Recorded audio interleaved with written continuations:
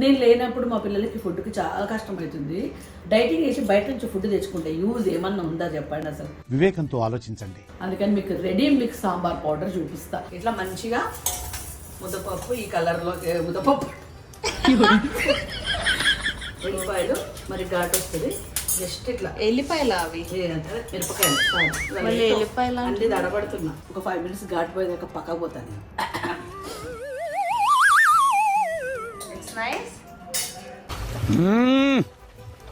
Jumper మే bumper. కలిపి taste ఎట్లుందో చెప్పు. ఇది చెయ్యి, ఇదేం కలిపి చెప్పు. వాడు ఎట్లా కాలుతుంది అది. టైటిల్ చిటికలో రెడీ అయిపోతుంది సాంబార్.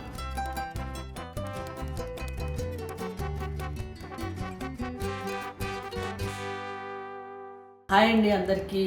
చాలా రోజుల తర్వాత నేను కుకింగ్ సెక్షన్లోకి వచ్చి కుకింగ్ చూపిద్దాం అనుకుంటున్నాను. ఈ మధ్య అసలు కుకింగ్ మీద ఏమీ అసలు వీడియోలే పెడతలేను. గ్యాప్ కూడా బాగా వచ్చింది. నేను మేడ్చల్లో ఉండడం, మా పిల్లలు కోకాపేటలో ఉండటం, అటు ఇటు నేను తిరగటం, షఫ్లింగ్ అట్లా అవుతా ఉన్నాము.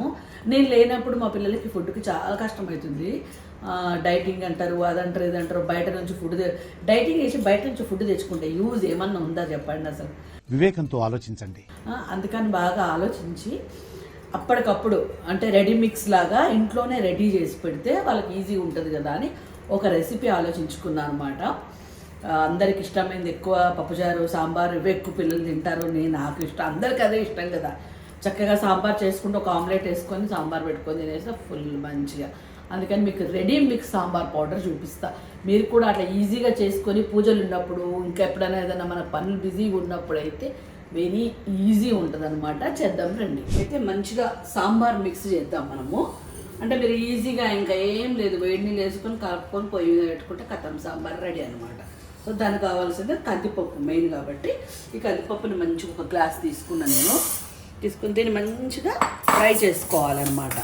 ఎట్లా అంటే సిమ్లో పెట్టుకోవాలి స్టవ్, ఎందుకంటే మాడిపోతే అస్సలు బాగుండదు. కొంచెం కష్టము, వేయించి టైం పడుతుంది కానీ బట్ మంచిగా దీన్ని రెడ్ కలర్లో, బ్రౌన్ రెడ్ అట్లా వచ్చే కలర్లో మంచిగా ఫ్రై చేసుకోవాలన్నమాట. దీనిలో వేయిస్తే కమ్మటి వాసన వస్తుంది. పచ్చిపప్పు వేస్తే ఖరాబ్ అవుతుంది కాబట్టి మంచిగా ఇట్లా వేయించుకోవాలన్నమాట. ఇట్లా మంచిగా ముద్దపప్పు ఈ కలర్లో ముద్దపప్పు ఇప్పటిదాకా ముద్దపప్పు గురించి మాట్లాడారు. యాక్చువల్లీ ఏంటంటే ఇట్లా వేయించి ముద్దపప్పు చేసుకొని ఆవకాయ పెట్టుకుని తింటే మస్తు ఉంటుంది అనమాట. ఆ డిస్కషన్లో ముద్దపప్పు అన్నా కాదు, పప్పు మంచిగా వేయించి ఈ కలర్ కందిపప్పు ఈ కలర్ వచ్చేసింది. మళ్ళీ ఏ పప్పు అనుకుంటే కందిపప్పు. Very good. కందిపప్పు ఎక్కువ తింటే గ్యాస్ వస్తుంది. ఎవరు చెప్పింది? వేయించుకొని తింటే రాదు, అదే టెక్నిక్, తెలీదు అందరికీ. ఇప్పుడు శనగపప్పు ఇది కూడా ఒక గ్లాస్ తీసుకున్నాం కదా, ఒక హాఫ్ గ్లాస్ శనగపప్పు, కొంచెం తక్కువైనా పర్వాలేదు. శనగపప్పు కూడా గ్యాస్. అన్ని గ్యాస్ ఏం కాదు, వేయించితే గ్యాస్ రాదు.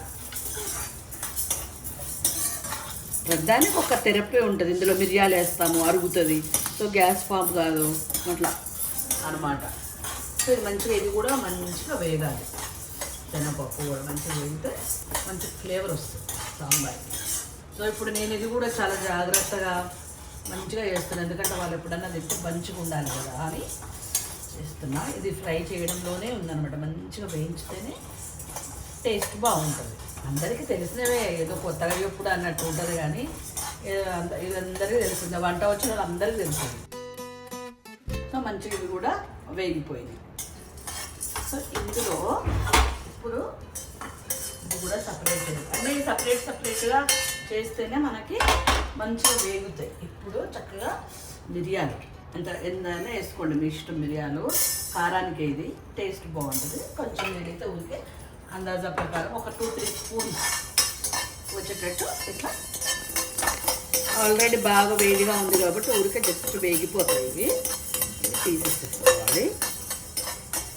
అయితే ఇవన్నీ ఏం చేయాలంటే మనం చల్లారడానికి ఒక పెద్ద ప్లేట్ తీసుకొని అందులో పోసేసుకున్నాం అనుకోండి. ఇట్లా మంచిగా చల్లారిపోతుంది అనమాట. ఇవి వేడిగా ఉంటే మిక్సీలో వేయడం కష్టం కాబట్టి ఇవి కూడా వేగిపోయినాయి. ఇవి తీసేస్తాం. ఇప్పుడు ఎండుమిరపకాయలు. సో మంచిగా అన్ని ఎండుమిరపకాయలన్నీ నేనైతే ఇట్లా తొడిమలు తీసి 2 మిరపకాయలు ఆర్డర్ పెట్టుకుంటా ఈజీ అని ఈజీ పనులు అనమాట. అందరూ నన్ను అంటారు ఈజియెస్ట్ ఎట్లా చేయాలి అనేది నా దగ్గర నేర్చుకోవాలని. ఎందుకంటే అంతగా ఎల్లిపాయలు అనుకోండి ఎందుకంత కష్టపడి తీసుడు దొరుకుతున్నాయి కదా, వాల్యుబిలిటీ ఉంది కదా. మహా అంటే 2 రూపాయలు ఎక్కువ అవుతాయి, అంతకంటే ఎక్కువ ఏమి ఉండవు కదా ఏవైనా. సో ఇట్లా మంచిగా ఎల్లిపాయలు మరి ఘాటు వస్తుంది. జస్ట్ ఇట్లా ఎల్లిపాయలు అవి మిరపకాయలు మళ్ళీ ఎల్లిపాయలు అన్ని దడబడుతున్నా ఎందుకు మమ్మీ? ఏమో ఇట్లా 2 మిరపకాయలు వేడి మీద కూడా వేగిపోతాయి. సో మనంతా మరీ వేయించదు, మాడిపోతాయి ఒట్టిగానే. అందుకే అట్లా ఆ వేడి మీద వేసేసుకొని. అయితే నేను ధనియాలు లేవు, ధనియాలు పెడితే ధనియాల పౌడర్ పంపించాడు. పర్వాలేదు, ఇది చాలా ఇంపార్టెంట్. ఈ వేడి మీద నేను ఈ ధనియాల పౌడర్ ఇట్లా వేసేస్తున్నా. అండ్ ఈ వేడి మీదనే జీలకర్ర ఎక్కువగా వేయించకూడదు కాబట్టి ఈ జీలకర్ర కూడా ఈ వేడికి మంచిగా కొంచెం ఎక్కువ ఏదైనా కొంచెం కొంచెం 1-2 స్పూన్స్ వేసుకుంటే సరిపోతుంది. ధనియాలు 2 స్పూన్స్, జీలకర్ర 2 స్పూన్స్ ఇలా వేసేసుకోవాలి. ఈ వేడికి చూసారా ఘాటు అంతే. ఇప్పుడు మెయిన్ ఇంపార్టెంట్ చింతపండు కూడా కొంచెము తీసుకొని ఇందులో ఈ వేడి దాని మీద నేను ఆపేసా స్టవ్, ఈ వేడిలో వేసేస్తాను. కొంచెం ఎక్కువ వేస్తున్నాను నేను చింతపండు.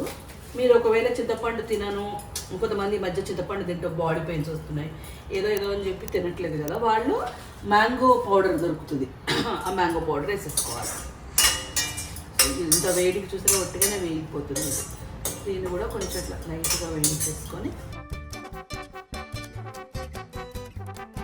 ఒకటి మర్చిపోయాను, అన్నీ మర్చిపోతున్నాయి. ఎందుకు మర్చిపోతున్నానో తెలుస్తలేదు, మైండ్ సరిగ్గా లేదంటారా, ఏదో ఆలోచిస్తున్నా అంటారు. కొంచెం మెంతులు వేయాలి, వేసి యాక్చువల్లీ ముందే మెంతులు వేయించే దాంట్లో వేయాలి. ఇప్పుడైనా పెనం ఇది కడాయి వేడి ఉంటుంది కాబట్టి మనం పర్వాలేదు. ఇది కొంచెం మంచి ఫ్లేవర్ వస్తుంది అనమాట మెంతులు వేస్తే. ఎక్కువ వేయద్దు, ఎక్కువ వేస్తే చేదు వస్తుంది. జస్ట్ కొంచెం అట్లా అంతే అయిపోయింది. ఇవన్నీ వేసేసి మాట వస్తుంది మిరపకాయలు మాట్లాడలేకపో. చల్లారిన తర్వాత మిక్సీ కొడదాము. ఒక 5 మినిట్స్ ఘాటిపోయేదాకా పక్కపోతాను. కొంచెము కరివేపాకు, డ్రై కరివేపాకు తీసుకొని మంచిగా దాన్ని కూడా ఫ్రై చేసుకోవాలి. ఎప్పుడైనా ఇప్పుడు పిల్లలకి కరివేపాకు మేమంటే గుర్తుంటుంది వేస్తాం సాంబార్లో, కానీ మీకు గుర్తుండదు కదా. సో ఇట్లా కరివేపాకు కూడా కొంచెం ఫ్రై చేసి వేసుకొని మిక్సీ చేసుకుంటే ఫ్లేవర్ బాగుంటుంది, పప్పుచారు బాగుంటుంది, సాంబార్ బాగుంటుంది. కాబట్టి ఇది కొంచెం డ్రై రోస్ట్ చేసేసుకోవాలి, తడి లేకుండా మంచిగా చేసేసుకుంటే పాడవకుండా ఉంటుంది.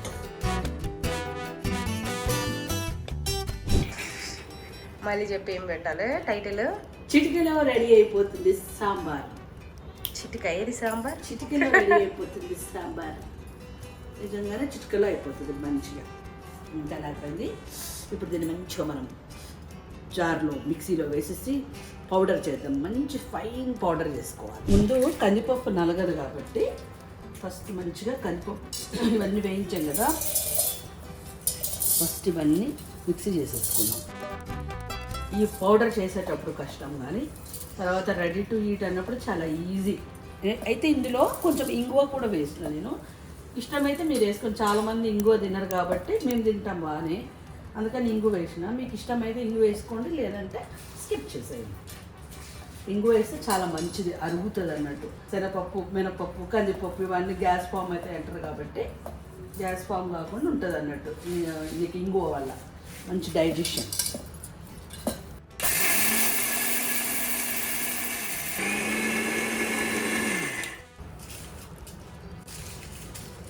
ఇప్పుడు మంచిగా దేంట్లో స్టోర్ చేసేసుకుందాం.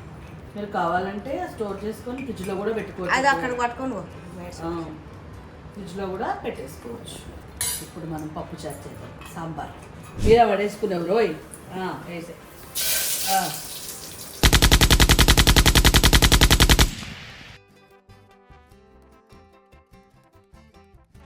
It's nice. जंपर में बम्पर ఇప్పటి నుంచి నువ్వే చేసుకో.